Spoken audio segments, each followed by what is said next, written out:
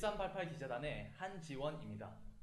오늘은 각자 맡은 주제별로 코너를 맡아 주제 내용을 발표하는 방송입니다.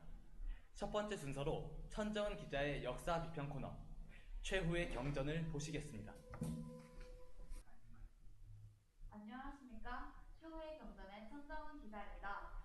오래전부터 길고 긴 역사를 가진 우리나라 독도를 자기네 땅이라고 우기는 나라가 생겼습니다. 바로 이웃나라 일본인데요.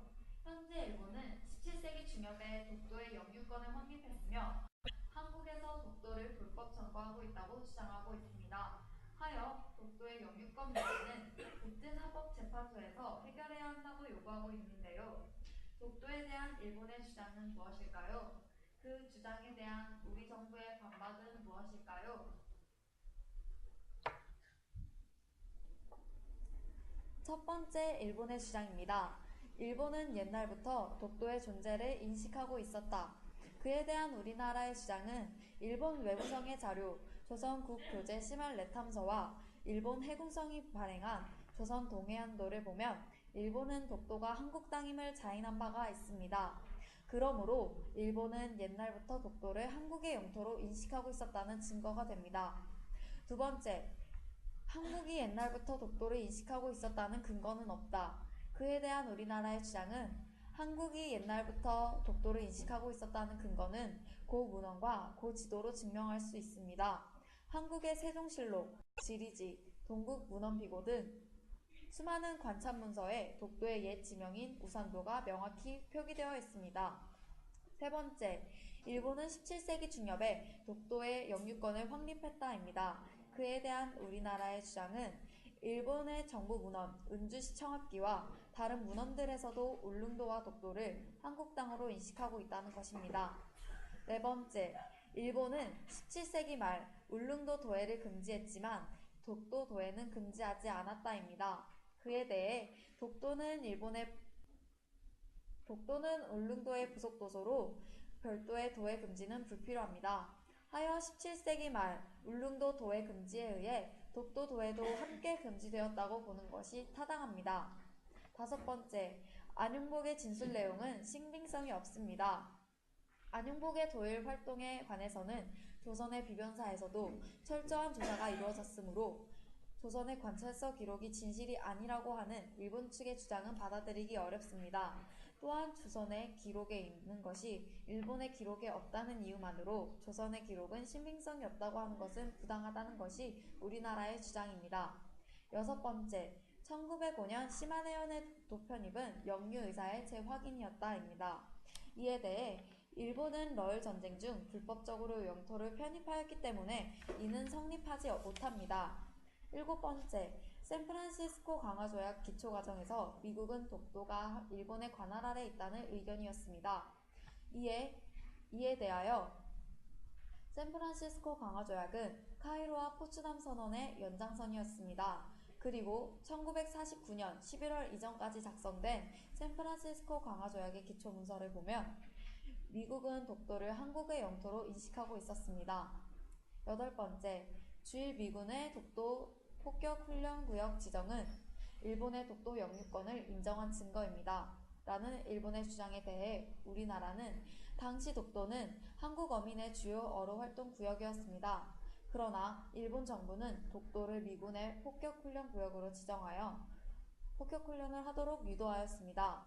이러한 사실은 일본 의회에서의 발언을 통해서도 확인할 수 있습니다. 아홉 번째, 한국은 현재 독도를 불법 점거하고 있다입니다.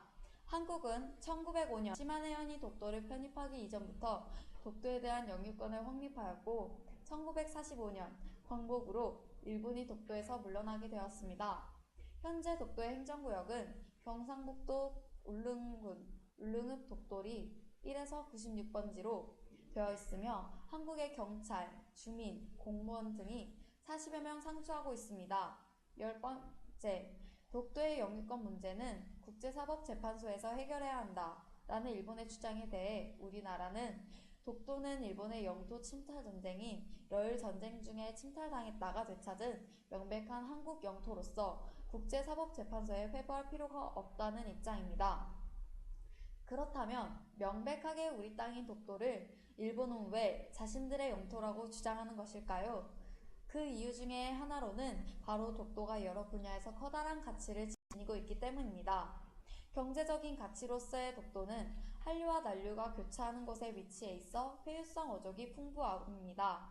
그리고 해조 식생이 남해안이나 제주도와는 다른 북반구의 아열대 지역이나 지중해 식생형으로 볼 수 있어 별도의 독립 생태계 지역으로 분할할 수 있을 정도의 특유의 생태계를 구성하고 있습니다. 그리고 지하 자원으로는 천연가스층과 메탄 하이드레이트가 매장되어 있어 이후 발생할 수 있는 자원 전쟁에서 유리한 위치에 설 수 있습니다. 군사적인 가치로는 독도의 고성능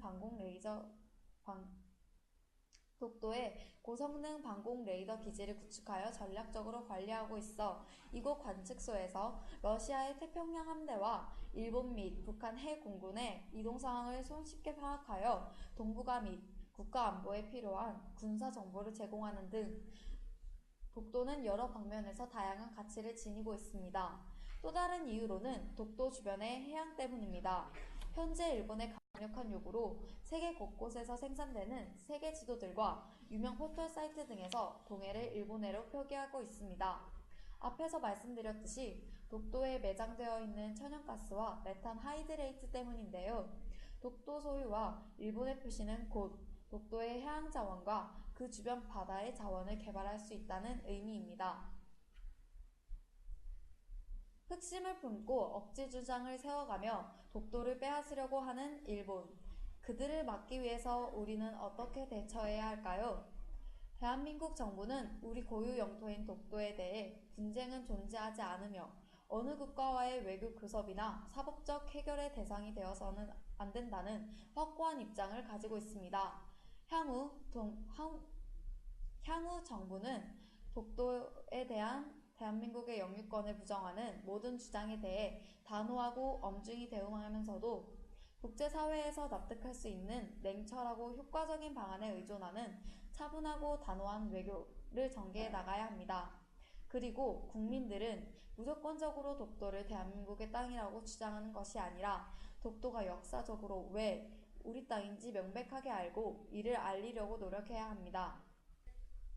오늘은 독도에 관해 다루어 보았습니다. 우리의 영토인 독도는 우리나라의 역사가 담긴 곳입니다. 독도를 일본에 뺏긴다면 우리의 역사도 빼앗기는 꼴이나 다름없습니다. 이상으로 최후의 경전을 마치겠습니다.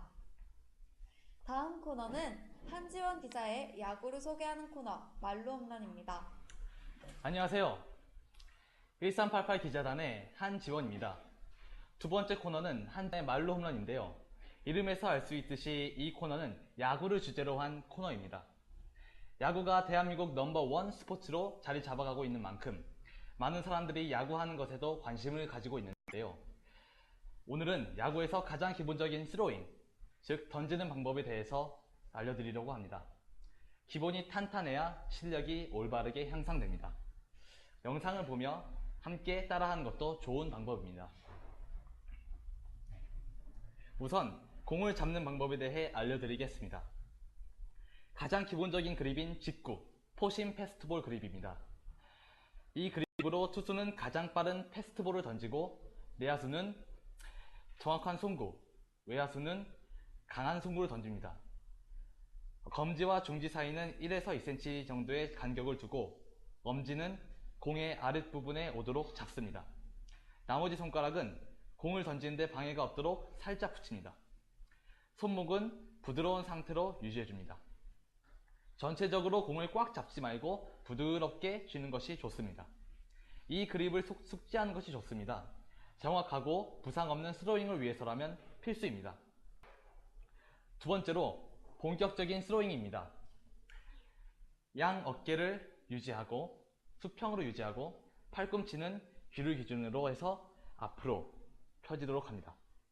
또한 팔꿈치는 어깨 아래로 내려오지 않도록 합니다. 하체는 허리가 잘 움직일 수 있게 다리 간격을 벌려서고 던질 때 허리가 던지는 방향으로 강하게 회전하는 것이 포인트입니다. 두 번째 포인트는 팔스윙과 손목 스냅입니다. 팔스윙은 빠르게, 손목 스냅은 강하게 쳐주는 것이 좋습니다. 이 두 가지를 지켜준다면 공의 회전은 늘어나고 그로 인해 공은 가라앉지 않고 일직선으로 뻗는 스로잉을 할 수 있습니다. 그리고 공을 던진 후에 팔로우 스로우는 반대쪽 몸까지 오도록 합니다. 전체적인 스로잉을 보면서 요점 정리해 드리도록 하겠습니다. 어깨는 수평으로, 팔꿈치는 어깨 아래로 내려오지 않도록 합니다. 그리고 팔꿈치는 또한 귀 앞에서 쳐지도록 합니다. 여기서 동시에 하체는 상체와 동시에 같은 방향으로 방향 전환을 해야 하며, 그리고 팔스윙은 빠르게, 손목 스냅은 강하게 주는 것이 중요합니다. 마지막으로 팔로우 스로우는 반대쪽 몸편 끝까지 오도록 하는 것이 중요합니다.